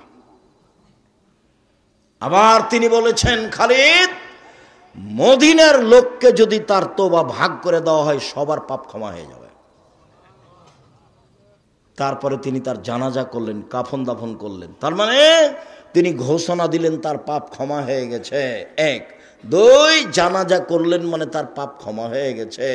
3, কাফন দাফন তিনি নিজে করলেন মানে তার পাপ ক্ষমা হয়ে গেছে। এরপরেও পৃথিবীর এত বড় মানুষ, পৃথিবীর ইতিহাসে এত বড় দামি মানুষ জন্ম নেয়নি, কেউ নিবেও না কেউ। বিচারের মাঠে তিনি যা বলবেন তাই হবে। তার নাম মুহাম্মদ সাল্লাল্লাহু আলাইহি সাল্লাম। এত বড় মানুষ বুঝতে পারলেন তার পাপ ক্ষমা হয়ে গেছে, কিন্তু তাকে মাফ করতে পারলেন না। যাও, তোমার বিচার হবে না, তোমার তওবা কবুল হয়ে গেছে, তোমার শাস্তি হবে না, এই কথা তিনি বলতে পারলেন না। মানে তিনি শরীয়তের কাছে নিজেই জিম্মি। মানে বিবাহ করার পরে কেউ যদি জেনায় লিপ্ত হয় তাহলে তার বেঁচে থাকার পৃথিবীতে কোনো পথ নেই। এরপরেও যদি বিচার না হয়, আল্লাহর কাছে যদি কান্নাকাটি করে ক্ষমা চায়, তাহলে এই পাপ ক্ষমা হবে ইনশাআল্লাহ। কিন্তু যার বদনাম করেছেন দোকানে বসে, সেই পাপ আল্লাহর কাছে ক্ষমা চান দেখি। বুঝাতে পারিনি গীবাত কাকে বলে। যদি আমি বুঝাতে না পারি তাহলে আমার ব্যর্থতা। কথা সত্য, কিন্তু আপনাকে বুঝাতে পারলাম না। আমি বলেছি জিন্দেগিতে কখনো আর ওই দোকানের সামনে বসবেন না। আড্ডা পিটা চিরদিনের জন্য হারাম। 2 জন যেখানে আছে সেখানে যাবেন না। জমি চাষ করে খান, উপার্জনের পথ 4টে, দিন মজুরি করে খান, বাস সন্ধ্যায় সময় শেষ, মরে গেলাম, দুনিয়া শেষ। তারপরে আপনি চাকরি করে খান, ছোট হোক বড় হোক যেটাই হোক না কেন বৈধ। জমি চাষ করে খান, ব্যবসা করে খান। আমি কলার বিক্রি করে চকলেট বিক্রি করে খেতে হবে এই কথা আমি বলিনি। আমি চকলেট বিক্রি করে খেতে হবে মানে বলেছি কম থেকে কম পয়সার ব্যবস্থা করো। শ্বশুরের কাছে যৌতুক নিও না। ভিক্ষা করার টাকা দিয়ে চাউল কিনে ভাত খেয়ে বাদাত কবুল হবে, শ্বশুরের কাছে টাকা নিয়ে ওই টাকা দিয়ে চাউল কিনে ভাত খেয়ে বাদাত কবুল হবে না, এটাই চূড়ান্ত। তখন আমি বলেছি ভিক্ষা করে খাও। শ্বশুরের কাছে টাকা নিলে কেন? আরে ভিক্ষা করে খাবো কেন? মানুষের বাড়িতে কাজ করে খাবো। আব্দুর রাজ্জাক সাহেব ভিক্ষা করার কথা বলেন কেন? আমি তোমাকে ভিক্ষা করার কথা বলিনি, আমি তোমার বাপকে নিন্দা করেছি। তোমার বাপ কেন মানুষের টাকা নিল? তোমার বাপকে আমি এই জিনিসটা বলতে চেয়েছি, তোমাকে বলতে চেয়েছি। তোমার বাপের মুখ কালো হয়ে আছে, দেখো তুমি এখন পাশে। তুমি টাকা নিয়েছো, তোমার বাপ তো জানে, তোমার মা তো জানে। শ্বশুরের কাছে টাকা নিলে কেন? বছর শেষে একটা লুঙ্গি কিনে দিতে বলেছি শ্বশুরকে। আব্বা আমি গরিব মানুষ, দিনমজুরি করে খাই, দেন একটা লুঙ্গি নেন, আমি আপনার জন্য উপহার কিনেছি। 15-20 বছর যাবৎ মানুষ করে মেয়েটা তোমার হাতে দিয়েছে, তুমি শুকরিয়া আদায় করো না কেন? তুমি তাকে গালি দাও কেন? তুমি তার নিন্দা করো কেন? তুমি শ্বশুর বাড়িতে যাবো না বলে রাগ করো কেন? একটু বিভাষাতে লাগলে তুমি বাঁকা হয়ে বসে থাকো, আমি যাব না, আমি যাব না। তখন তোমার শ্বশুর পা ধরে, তোমার শাশুড়ি পা ধরে, তোমার শ্যালকেরা পা ধরে। তুমি কি পেয়েছো? কি হয়েছো তুমি এমন? শ্বশুরের সাথে কথা বলো না, রাগ করে থাকো কেন? থাকবা, ভদ্র হতে শিখো, কাজ করে খেতে শিখো। ভদ্র হতে শিখো, কাজ করে খেতে শিখো। মানুষের বাড়িতে কাজ করে খালো, নিজের একটা গর্ব বহাল থাকবে। সম্মানিত দিনী ভাই বোন, বলছিলাম জেনা মহাপাপ। এরপরে যদি আল্লাহর দরবারে ক্ষমা চাই, ক্ষমা হয়ে যাবে ইনশাআল্লাহ। মানুষের বদনাম করে আল্লাহর দরবারে ক্ষমা চাইলে ক্ষমা হবে না। জুবাইর ইবনে মুতাইম রাদিয়াল্লাহু তাআলা আনহু বলেন, রাসূল সাল্লাল্লাহু আলাইহি ওয়াসাল্লাম বলেছেন, লা ইয়াদখুলুল জান্নাতা কাত্তাবুর লাউমাম। যারা চুগলখড়ি করে, যারা বদনাম করে, যারা গীবাত করে, তারা জান্নাতে যাবে না, তারা জান্নাতে প্রবেশ করবে না। যেসব পাপের কারণে সরাসরি জাহান্নাম ঘোষণা হয়েছে, তার একটি বড় পাপ হলো গীবাত। এই ছেলে বসো, পরিবেশ নষ্ট করে না যেন কেউ। একটু ধৈর্যের পরিচয় দেন। আপনার বিরক্তির আগে আমরা কথা শেষ করব ইনশাল্লাহ। আপনি দয়া করে কোনো কাজ দেখাবেন না। দোকানপাটে বসে আছেন কেন? আজকেই বাজার করতে হবে? এটা তো হলো নিম্ন শ্রেণীর মানুষের কাজ, এটা হলো ইতর শ্রেণীর মানুষের কাজ। আপনি বলবেন আব্দুর রাজ্জাক সাহেব আমাদেরকে নিম্ন শ্রেণীর, ইতর শ্রেণীর বললেন। আরে আমি তো এই ভাষা বললাম, আল্লাহ এর চেয়ে বেশি করে বলেছে। আল্লাহ বলছেন, বুঝেও বুঝে না ওরা অন্তর আছে, বুঝে না। দেখেও দেখে না ওরা চক্ষু আছে, দেখে না। শোনেও শোনে না ওরা কান আছে, শোনে না। উলাইকা কালানাম, তারা পশু প্রাণীর মতো, তারা গরু ছাগলের মতো, তারা কুকুর শৃগালের মতো, বালুমাজাল বরং তার চেয়ে খারাপ। আমি এখানে কোরআন হাদিসের কথা বলছি, আপনি দোকানে বসে আড্ডা পিটেন। মানে কি বুঝাতে চান আপনি আমাকে? আজকে জিলাপি কিনতে হবে, আজকে মিষ্টি কিনতে হবে, আজকে ওখানে চা খেতে হবে, এই কোন হিসাব? এটাই মানবতা? একই ভালো বলা হয়? রাসূল সাল্লাল্লাহু আলাইহি ওয়াসাল্লাম বলছেন, সমাজের দায়িত্ব পালন করবে অধমের সন্তান অধম। লোকা ইবনে লোকা, অধমের সন্তান অধম। এটা হলো বাংলা ভাষা। আর এটা এলাকা হিসেবে ভাষা নিতে পারেন। তখন আমি বলেছি রংপুর, দিনাজপুর, লালমনিরহাট, নীলফামারী, কুড়িগ্রাম, পঞ্চগড়, ঠাকুরগাঁ, গাইবান্ধা, বগুড়া, জয়পুরহাট, এসব এলাকার ভাষায় সমাজের যেদিন লোক দায়িত্ব পালন করবে, বেন্যার বাচ্চা বেন্যা। আর চাঁপাইনবাবগঞ্জ, রাজশাহীর ভাষায় ছোট লোকের বাচ্চা ছোট লোক। আমি এই কথা বলিনি, ভাষাটা আল্লাহ রাসূল বলেছেন। লোকা ইবনে লোকা, অধমের সন্তান অধম, নিম্ন শ্রেণীর সন্তান নিম্ন শ্রেণীর লোক। আর ঢাকার ভাষা, আমি ভাষাটা বলতে পারলাম না, অমুকের পোলা অমুক, এই ভাষা আমি আপনার সামনে বলতে পারলাম না। আল্লাহ রাসূল বলছেন, সমাজের যেদিন দায়িত্ব পালন করবে এইরকম মানুষ, লোকা ইবনে লোকা, বাংলা ভাষা অধমের সন্তান অধম, নিম্ন শ্রেণীর লোকের ছেলে, নিম্ন শ্রেণীর লোক যেদিন সমাজে দায়িত্ব পালন করবে, আমি কি করতে পারি? মুহাম্মদ সাল্লাল্লাহু আলাইহি ওয়াসাল্লাম এইভাবেই বলছেন। একজন পল্লীর বেদুন মানুষ এসে বলছে, মাতা সাত, কিয়ামত কবে হবে? তখন আল্লাহ রাসূল বলছেন, এই যা উসসাদাল আমর, এই যে জয়াতিল আমানাত ফান্দাজের সাত, যেদিন 10 পয়সা ধ্বংস করা হবে সেদিন কিয়ামত হবে। তখন পল্লীর অশিক্ষিত মানুষ বলছেন যে 10 পয়সা ধ্বংস করা হলে কিয়ামত হবে, এই ভাষা আমি বুঝতে পারলাম না। তখন আল্লাহ রসুল বলছেন, এই যা উসদুল গাইরা আলী পান্দাজির সাথ, যেদিন দায়িত্ব অযোগ্য মানুষের হাতে তুলে দেওয়া হবে সেদিন কিয়ামত হবে। হেডমাস্টার অযোগ্য, হেড মৌলানা অযোগ্য, প্রিন্সিপাল অযোগ্য, ভাইস চ্যান্সেলর অযোগ্য, জেল সুপার অযোগ্য, মেম্বার, চেয়ারম্যান, এমপি, মন্ত্রী, ডিসি, এডিসি, দায়িত্বশীল যে যেখানে দায়িত্ব পালন করে যখন অযোগ্য হবে তখন কিয়ামত হবে। সবাই আত্মসাৎ করবে, টাকা মেরে খাবে, সেদিন কিয়ামত হবে। দেখেন মরণ একদিন আসবে, বইয়ে বইয়ে বিস্তারিত লিখে রেখেছি সব। জেনা এমন ভাবে বেড়ে যাবে, গাধা যেমন গাধীর সাথে মিলে লজ্জা বোঝে না, ষাঁড় যেমন গাভীর সাথে মিলে লজ্জা জানে না, মানুষ সেদিন খোলা মাঠে জেনা করবে, লজ্জা বুঝবে না। জেনা মানুষের কাছে পাপের কাজ নয়। 3টা পাপের কারণে ভূমিকম্প হবে, ভূমিকম্পে মানুষ আতঙ্কিত। 3টা পাপের কারণে ভূমিকম্প হবে। 3টা পাপের কারণে সন্ধ্যায় ছিল মানুষ, সকালে হবে শোর বানর। সন্ধ্যায় থাকবে মানুষ, সকালে হবে শুক্র বানর। সব সমস্যা নেমে আসবে 3টা পাপের কারণে। এক, এই যে সারেবুল খমরা, মানুষ যখন নেশাদার দ্রব্য পান করবে তখন 3টা বিপদ নেমে আসবে। তার একটা হলো ভূমিকম্প। 2, জাহরাতুল কায়নাত, মেয়েরা যখন নাচবে, সব মোবাইলে মেয়ে নাচে, সব দোকানে মেয়ে নাচে, প্রায় সব বাড়িতে মেয়ে নাচে, প্রায় সব ঘরে মেয়ে নাচে। ভূমিকম্প তো স্বাভাবিক ব্যাপার। মেয়েরা যখন নাচবে তখন ভূমিকম্প হবে। জারাবুবিল মাযিব, যখন বাদ্যযন্ত্র বাজবে, সব মোবাইলে বাজনা বাজে, সব দোকানে বাজনা বাজে, প্রায় সব বাড়িতে বাজনা বাজে। ভূমিকম্প দেরি হচ্ছে, এটাই আলহামদুলিল্লাহ। রাসূল সাল্লাল্লাহু আলাইহি ওয়াসাল্লামের কথা অনুপাতে দেরি হওয়ার কথা নয়। সম্মানিত দিনী ভাই বোন, বলছিলাম রাসূল সাল্লাল্লাহু আলাইহি ওয়াসাল্লাম বললেন, হাল তাদরুনা মাল গীবাত, সঙ্গী সাথী বলতে পারো গীবাত কাকে বলে? সঙ্গী সাথী বলতে পারো গীবাত কাকে বলে? সঙ্গী সাথী বলতে পারো গীবাত কাকে বলে? তখন আল্লাহ রসুল বলছেন, সাহাবাগণ বলছেন, আল্লাহ রসুল আলাম, আল্লাহ এবং আল্লাহ রসুল ভালো জানেন গীবাত কাকে বলে, আমরা বলতে পারছি না। তখন আল্লাহ রসুল বলছেন, জিক্রুকা আখাকা বামিয়াকরাহ, তুমি তোমার ভাইয়ের কথা বলছো, ও যদি শুনতে পাই তাকে যদি খারাপ লাগে, এটাই হলো গীবাত। শোনো, তুমি কারো কথা বলছো, ও যদি শুনতে পাই তাকে যদি খারাপ লাগে, এটাই হলো গীবাত। আল্লাহ রসুলের মুখের ভাষা।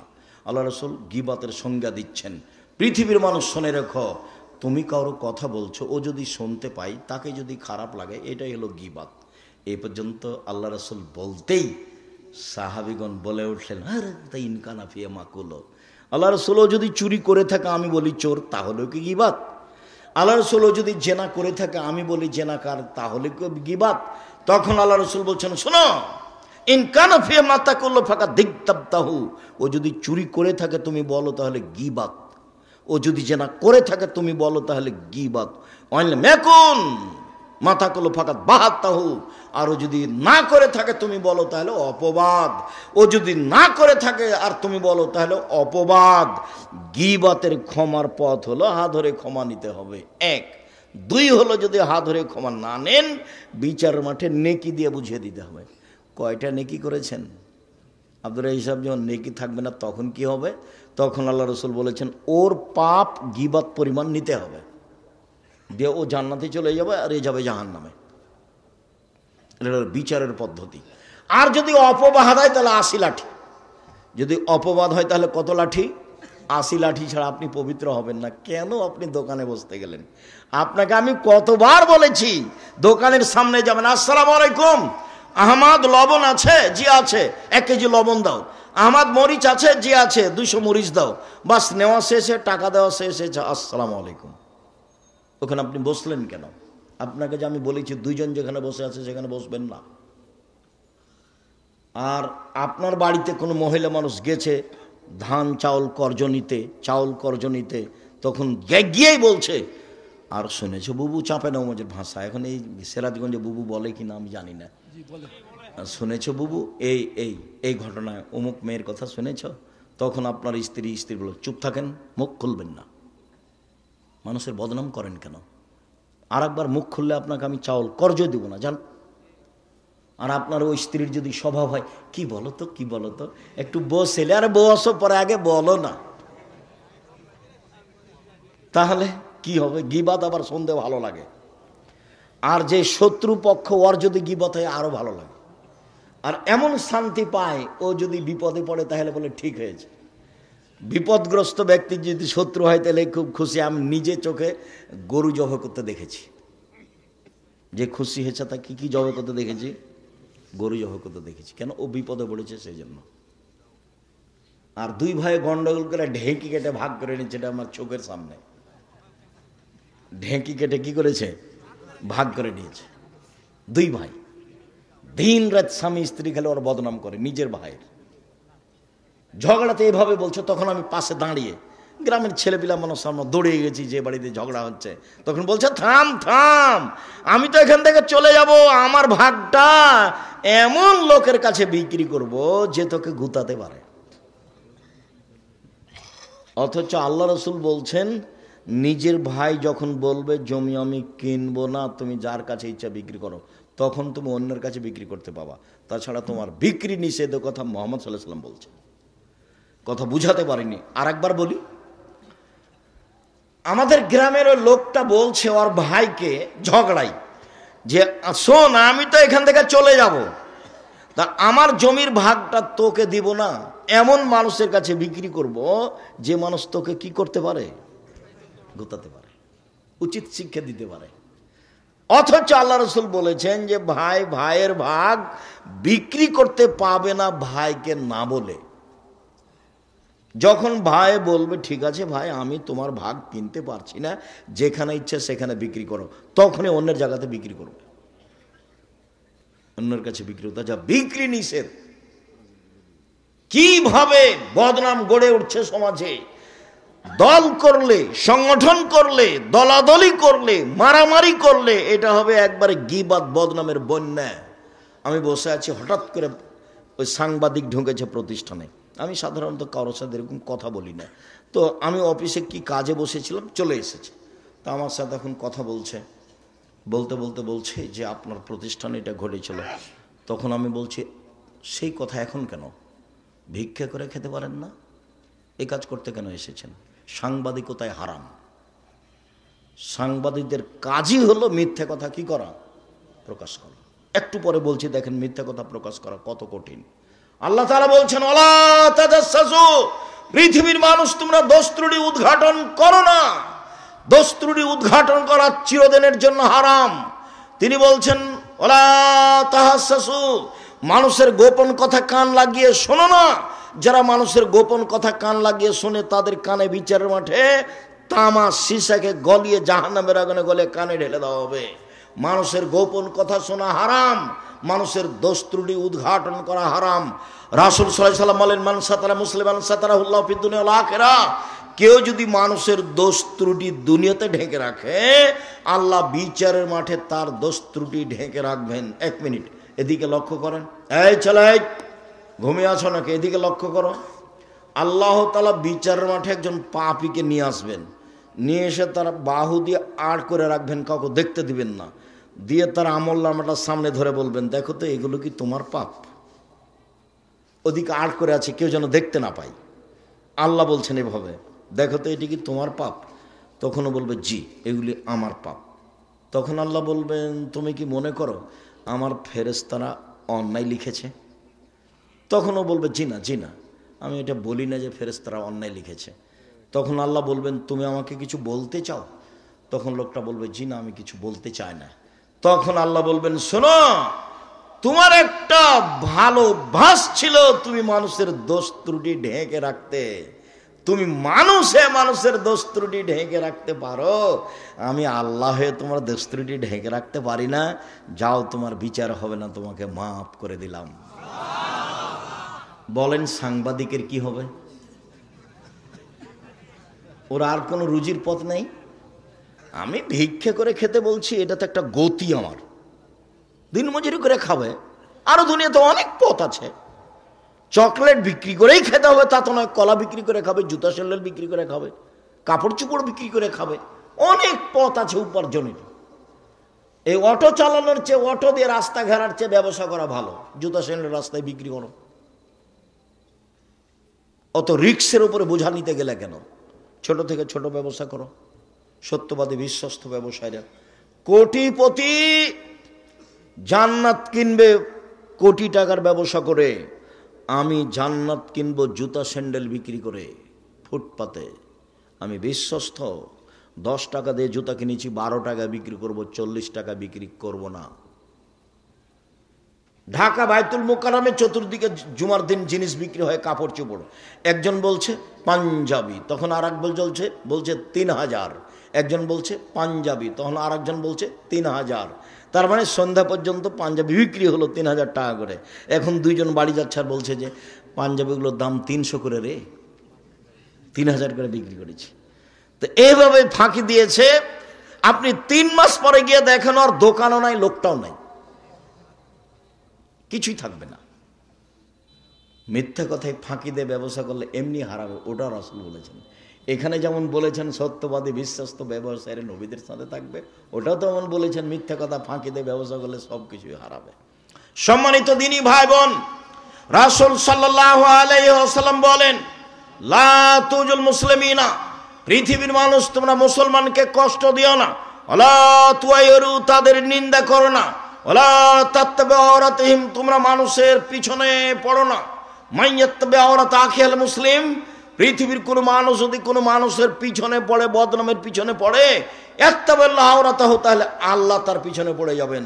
ওমাই ইত্তাবিউ আওরাতাল ইয়াবজাহু ওয়ালাউ কানা ফি জাওফির আলী, আর যার বিরুদ্ধে আল্লাহ চলে গেছেন, আল্লাহ তাকে অপমান করেই ছাড়বেন। ও যদি মানুষের বদনাম করার পরে ওর বাহনের পেটের ভিতরে ঢুকে যায়, একটা মানুষের বদনাম করার পরে ও তার উটের পেটের ভিতরে ঢুকে গেছে, কথার কথা পাথরের মধ্যে ঢুকে গেছে, তবু আল্লাহ সেখানে কি করবেন? তাকে অপমান করেই ছাড়বেন। ভুলেও কোনোদিন মানুষের পিছনে পড়বেন না, নইলে আল্লাহ আপনার পিছনে পড়ে যাবে, তখন আপনি আর টিকতে পারবেন না। আল্লাহর সাথে মোকাবেলা করে আপনি পারবেন? টিকতে পারবেন না। ফেন্সুগঞ্জ সিলেটের ওসি বলছে আপনি সিগনেচার করেন, মামলা আমি চালাবো। তখন আমি বলছি ভাইজান আমি মানুষের বিরুদ্ধে মামলা করব না। আমি বলছি মানুষের বিরুদ্ধে আমি মামলা করব না। ও চালাতে পারে না মামলা, আমি কেন চালাবো? তো ওই চালাই, ওর তো ক্ষমতা আছে। ওই মানুষে মামলা চালাতে গেলে তাহলে মানুষের মতো হয়ে যাবে, ও যদি চালায় তাহলে তার মতো হবে। তো আমি ছোট কাজে যাবো কেন? ওই করুক। অকি করার সুযোগ দিই, মানুষের পিছে পড়বেন না। রাসূল সাল্লাল্লাহু আলাইহি সাল্লাম বলছেন, মান কানা জাওয়াজহাইনে ফি দুনিয়া কানা ইয়াউমাল কিয়ামা ফি লিসানানে ফি ওয়াজি আও ফি ফামিহি, যে ব্যক্তি মানুষের বদনাম করবে দুনিয়াতে, বিচারের মাঠে তার মুখে হবে 2টা আগুনের জিহ্বা।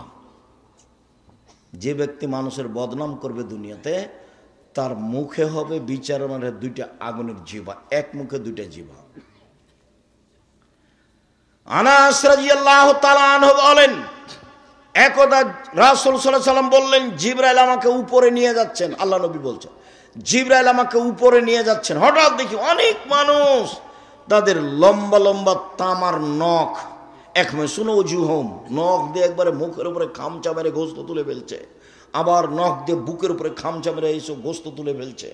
আল্লাহ রাসূল বলছেন, জিবরাইল মান হাউলাই, এরা কি? একই কথা, এরা কারা?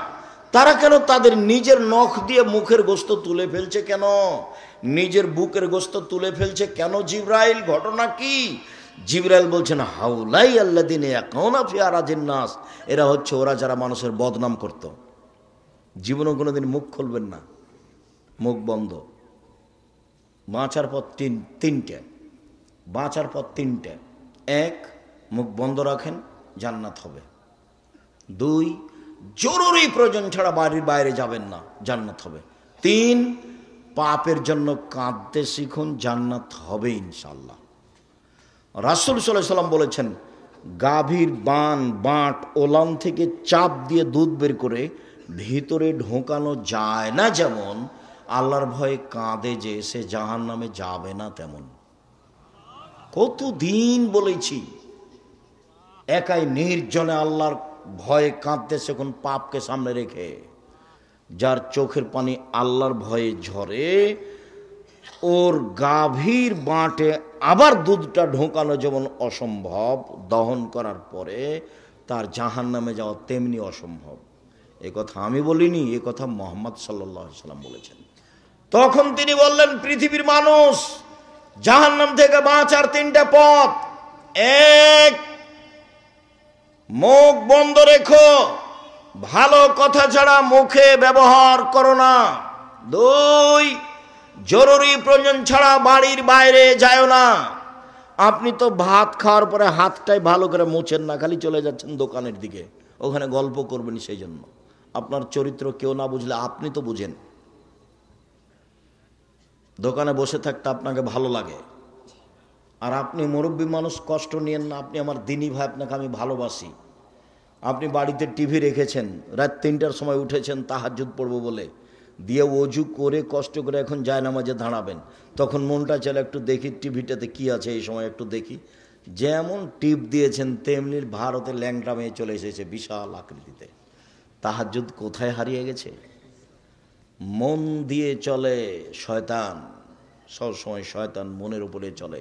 মানুষের ভেতরে দুইটা জিনিস, একটা হলো আত্মা, পাপের আদেশ করে, আর একটা হলো আকল, বিবেক। ও বলে না, করা হবে না, ও করা হবে না। সব সময় ঝগড়া করছে দুইজন, আত্মার আকল, আত্মার আকল, আত্মা। ইউসুফ আলাইহিস সালাম বলছেন, ইন্না নাফসালা আমারাতু বিসসুই, আত্মা পাপের আদেশ করে। আমি বলি না নিখুঁত আমি, তবে আমি বলছি জুলাইখাকে জাতির সামনে ঘোষণা দিতে হবে, আমি অন্যায় করেছি, ইউসুফ করেনি। যখন জেলে বললে ডাকতে যাওয়া হলো, ইউসুফ আপনাকে দেশের সরকার ডেকেছে, আপনি জেল থেকে বের হন। তখন ইউসুফ আলাইহিস সালাম বলছে, জি না, আমি জেল থেকে বের হব কেন? আগে জুলাইখাকে জাতির সামনে ঘোষণা দিতে হবে আমি অন্যায় করেছি, ইউসুফ করেনি। যতক্ষণ পর্যন্ত খোলা মাঠে জুলাইখা ঘোষণা না দিবে, ততক্ষণ পর্যন্ত আমি ইউসুফ জেল থেকে বের হব না। যদিও ইন্না নাফসাল্লাহ আমারাতু বিসসুই, মানুষের আত্মা পাপের আদেশ করে, মানুষের আত্মা পাপের আদেশ করে। আমি জুলাইখার সাথে অন্যায় করবো কি করবো না সেটা পরের কথা, তবে আগে জুলাইখাকে জাতির সামনে ঘোষণা দিতে হবে। ও বলেছে জুলাইখার স্বামীর সামনে, শোনেন, আমি আপনার অবর্তমানে আপনার আমানতের খেয়ানত করিনি, আমি বের হইনি কেন? আমি কেন বললাম লে আলামা আন্নাহু লাম ইয়াকুন ফিল গাইবে, অদৃশ্যে জুলাইখার স্বামীর অবর্তমানে ইউসুফ অন্যায় করেছে, আমানতের খেয়ানত করেছে, এটা যেন বুঝে নিতে পারে যে আমি অন্যায় করিনি, আমি অন্যায় করিনি, আমি খেয়ানত করিনি আমানতের, আমি জুলাইখার সাথে অন্যায় করিনি। জাতির সামনে ঘোষণা না দেওয়া পর্যন্ত আমি জেল থেকে বের হব না। আমাদের নবী মুহাম্মদ সাল্লাল্লাহু আলাইহি সাল্লাম বলছেন, ইউসুফের ধৈর্য আমার চেয়ে অনেক বেশি, ইউসুফের ধৈর্য আমার চেয়ে অনেক বেশি। আমি যদি 12 বছর জেলে থাকতাম, আর যদি সরকারের পক্ষ থেকে আমাকে ডেকে পাঠানো হতো, তাহলে আমি বলতাম চলো চলো চলো চলো। এই কথা মুহাম্মদ সাল্লাল্লাহু আলাইহি সাল্লাম বলছেন। তাই বলছেন যে ইউসুফের ধৈর্য আমার চেয়ে অনেক বেশি। ইউসুফ বলছেন, জি না, আমি জেল থেকে বের হবো কেন, ওকে ঘোষণা দিতে বলো। তখন জুলাইখা নিজে ঘোষণা দিল জাতির সামনে, আমি অন্যায় করেছি, ইউসুফ করেনি। তখন তিনি জেল থেকে বের হলেন। মেয়ে মানুষ বিপজ্জনক। আল্লাহ রাসূল বলছেন, মা তারাক্তু বাদি ফিতনাতান আযারা রিজালা মিনাস, আমার জীবনে ছাড়িনি কোনো বস্তু যেটা পুরুষের জন্য বেশি বিপজ্জনক হতে পারে নারীদের চেয়ে। আমার জীবনে ছাড়িনি কোনো বস্তু যেটা পুরুষের জন্য বিপজ্জনক হতে পারে নারীদের চেয়ে। নারী হচ্ছে পুরুষের জন্য সবচেয়ে বিপজ্জনক বস্তু। রাসূল সাল্লাল্লাহু আলাইহি ওয়াসাল্লাম বলেছেন, ইন্নাল মারাতা তুকবালু ফি সূরাতি শায়তান ওয়া তুদবারু ফি সূরাতি শায়তান।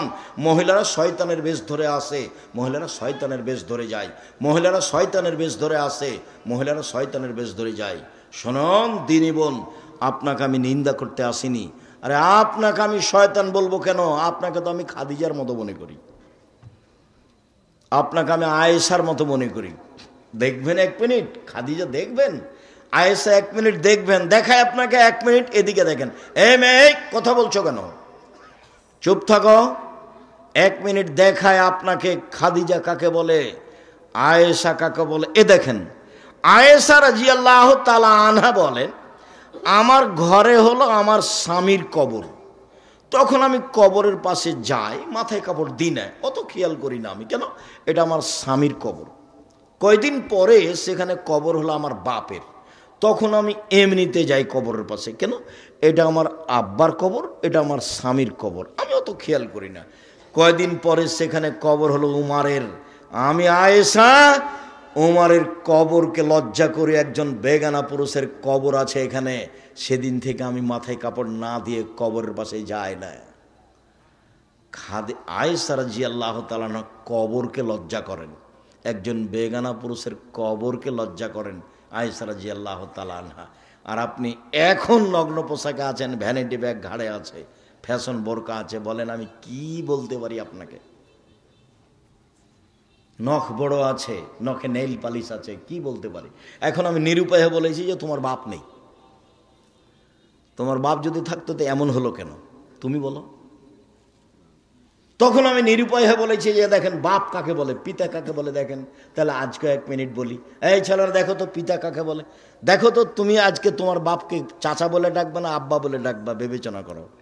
আমি নিশ্চিত জানি যে এটা তোমার আব্বা, এটা আমি জানি, কিন্তু আমি তোমাকে কেন বলছি যে এটাকে আর বাপ বলো না, চাচা বলো, আমি দুঃখে বলেছি। কেন?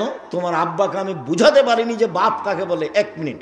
আয়েশা রাদিয়াল্লাহু তাআলা আনহা বলেন, আমরা এক সফর থেকে আসছিলাম, হঠাৎ করে গলার হার হারিয়ে গেল, খুঁজে পাই না, আমরা বড় বিপদে পড়ে গেলাম। পানি নেই, অজু করতে পারি না, সালাত আদায় করতে পারি না, হার খুঁজেও পায় না। আমি আমার বড় বোনের হারটা নিয়ে এসেছিলাম আসমার, আমি খুব চিন্তিত। জনগণ আমার আব্বার কাছে গেল, আমার আব্বাকে বলল, আপনি কি জানেন আয়েশা কি ঘটিয়েছে? কি ঘটিয়েছে? ও তো গলার হার হারিয়েছে, আমরা খুঁজে পাচ্ছি না, যেতেও পারছি না। তাই এই কথা শুনে আবু বকর সিদ্দিক আমার নিকটে আসলেন। তখন আমার স্বামী আমার উরু রানের উপরে মাথা দিয়ে ঘুমিয়েছিলেন। মুহাম্মদ সাল্লাল্লাহু আলাইহি সাল্লাম এসে ফাল্লাকা জানি লাকজাদান সাদিদা, আমার কোমরের উপরে এত জোরে মারলেন, খুব জোরে মারলেন। ওই সময় আমার স্বামী আমার উরু রানের উপরে মাথা দিয়ে ঘুমিয়েছিলেন। উনি যদি ঘুমিয়ে না থাকতেন তাহলে আবু বকর সিদ্দিকের মায়ের কারণে, আমার বাপের মায়ের কারণে আমি দূরে সরে যেতাম। 1 মিনিট কথা বলার পূর্বে আর একটা কথা বুঝাই। আমাদের দেশের বাঙালি গতিতে যদি শ্বশুর গিয়ে দেখে মেয়ের ঘরে যে মেয়ের উরু রানের উপরে মাথা দিয়ে জামাই ঘুমিয়ে আছে, তাহলে বাপ ওখানে না গিয়ে এইভাবে ঘুরবে। ভাইজান বুঝাতে পেরেছি কথা? কিন্তু শরীয়ত এমন নয়। আয়েশা রাদিয়াল্লাহু তাআলা এভাবে বলছেন, আমার আব্বা আসলেন, আবু বকর সিদ্দিক আসলেন, খুব জোরে মারলেন, পৃথিবীর সবচেয়ে বড় মানুষে মারলেন। নবী রাসূল ব্যতীত পৃথিবীর ইতিহাসে আদম থেকে নিয়ে কিয়ামত পর্যন্ত আবু বকর সিদ্দিকের মতো দামি মানুষকে জন্ম নিবেও না। আবু বকর সিদ্দিক রাদিয়াল্লাহু তাআলা মারলেন, পৃথিবীর সবচেয়ে বড় মানুষে মারলেন, পৃথিবীর সবচেয়ে বড় মহিলাকে মারলেন। পৃথিবীর ইতিহাসে আয়েশা রাদিয়াল্লাহু তাআলার দামি মহিলা আর কেউ নেই পৃথিবীতে। সবচেয়ে বড় মহিলাকে মারলেন, সবচেয়ে বড় মানুষের সামনে মারলেন। নবী রাসূল নির্বিশেষে জনগণের সবার মাঝে দামি মানুষ হলেন মুহাম্মদ সাল্লাল্লাহু আলাইহি সাল্লাম। এত বড় দামি মানুষ আর কেউ পৃথিবীতে আসেনি, আসবেও না। সবচেয়ে বড় মানুষের সামনে মারলেন। বিবাহদারী মেয়েকে মারলেন, পূর্ণ যুবতী মেয়েকে মারলেন, জামাইয়ের সামনে মারলেন, হাত দিয়ে মারলেন, দিন দুপুরে মারলেন, 1400 মানুষের সামনে মারলেন।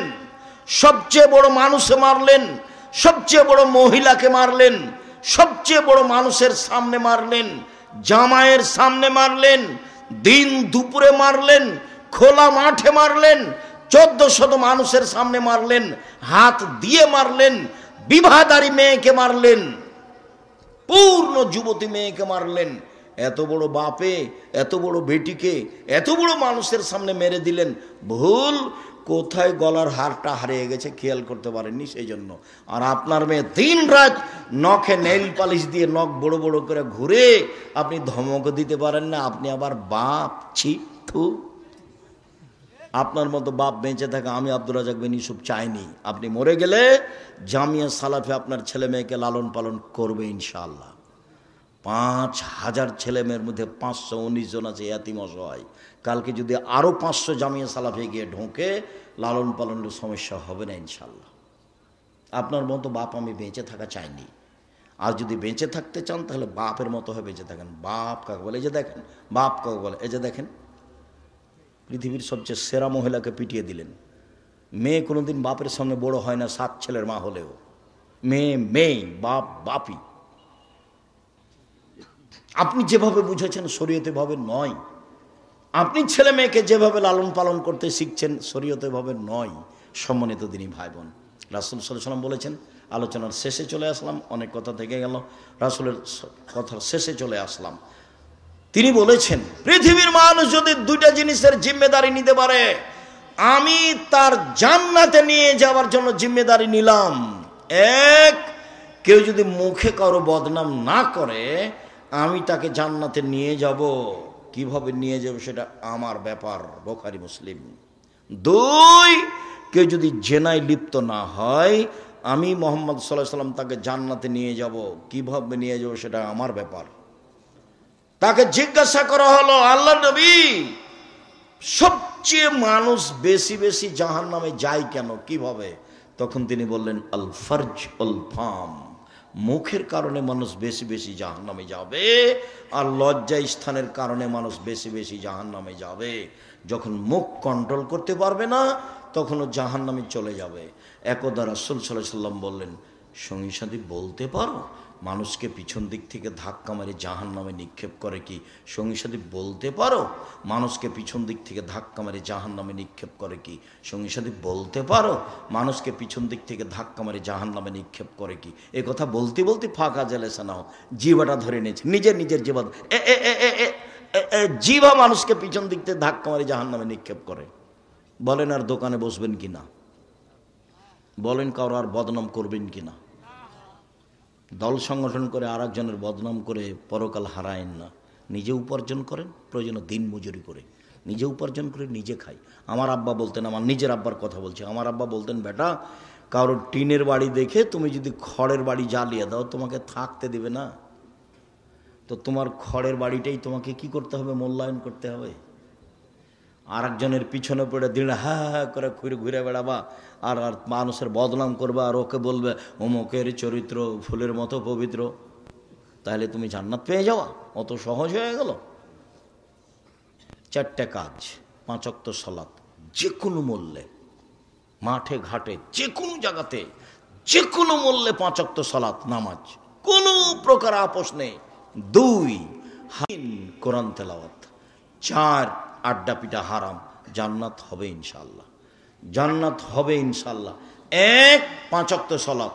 2, হালাল রুজি। 3, কোরআন তেলাওয়াত, অন্তত সূরা ইখলাস, অন্তত সূরা ইখলাস প্রত্যেক দিন সকালে অন্তত 3 বার পড়ে বলবেন, এ দেখেন আল্লাহ আমি কোরআন মাজিদ পড়েছি। বাস, অন্তত 3 বার সূরা ইখলাস 3 বার পড়লে 1 বার কোরআন মাজিদ পড়ার সমান নেকি হবে। জীবনে কি করলেন? মানুষের পিছনে ঘুরে পড়াশোনা করলেন, শিরক করে ঠাকুরের গান গলে, আবার চাকরি করতে আসলেন তো চুরি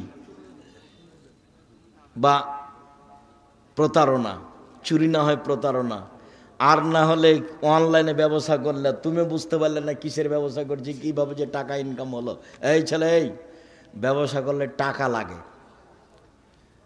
টাকা 2 ধরনের, আমার টাকা তোমাকে ব্যবসা করতে দিয়েছি, তখন লাভ চুক্তি হারে ভাগ হবে, হাদিস সহি। ব্যবসা পার্টনারে, তোমারও টাকা আমারও টাকা, তখন লাভ বেশি হবে কিন্তু টিকে থাকা কঠিন। কেউ যদি 10 টাকা সরিয়ে দেয় তখন আল্লাহ বলবেন, পার্টনারে ব্যবসা 2 জন করলে 3য় জন আল্লাহ, 4 জন মিলে করলে 5ম জন আল্লাহ, 10 জন মিলে করলে 11তম আল্লাহ। একজন যদি 10 টাকা সরিয়ে নেয় তখন আল্লাহ বলে যে তোমরা থাকো আমি গেলাম, তখন মারামারি লেগে যাবে, তখন জেল হাজত কি নানান কিছু হবে। নিজে একাই ব্যবসা করেন, ছোট থেকে ছোট, বড় থেকে বড়, ফলাফল ভালো হবে ইনশাল্লাহ। সকল দিনই ভাই বোনকে 5 ওয়াক্ত সালাত আদায় করার আন্তরিকভাবে অনুরোধ জানিয়ে জোরালোভাবে বলতে চাচ্ছি যে আজকের আলোচনা বদনাম গীবাত সম্পর্কে করছিলাম। অবশ্যই তাকে জোরালোভাবে মূল্যায়ন করার চেষ্টা করবেন। কারো বদনাম করে জীবিকা নির্বাহ করতে রাজি নই, কাউকে খাটো করে জেল হাজত দিয়ে ক্ষমতা দেখিয়ে দাপট দেখিয়ে জীবিকা নির্বাহ করতে রাজি নই। আর কারো পিছনে পড়িয়েন না, পড়ে ক্ষতিগ্রস্ত হবেন। তারপরে যেটা কথা, আমি আব্দুর রাজ্জাক বিন ইউসুফ চেষ্টা চালিয়েছি মুখে কলমে মিডিয়ায় জীবন বাজি রেখে দিন প্রচার করা। এই যে মুখে বলছি, এই যে সামনে মিডিয়া আছে আর পাশে বই পুস্তক আছে। আবদুল্লাহর বই আছে কিনা দেখেন, আমার বই সব বক্তব্যগুলো উপদেশ বইয়ে পাবেন, নামাজ শিক্ষা বইয়ে পাবেন। আর 1000 ফতোয়া একসাথে দিয়ে একটা বই বের করা হয়েছে, যা আমি সব চয়ন করেছি, যেগুলো আরও বড় বড় মুফতিদেরকে নিয়ে। বইগুলো নিয়ে যাবেন অবশ্যই। সকল দিনই ভাই বোনের শুকরিয়া আদায় করি।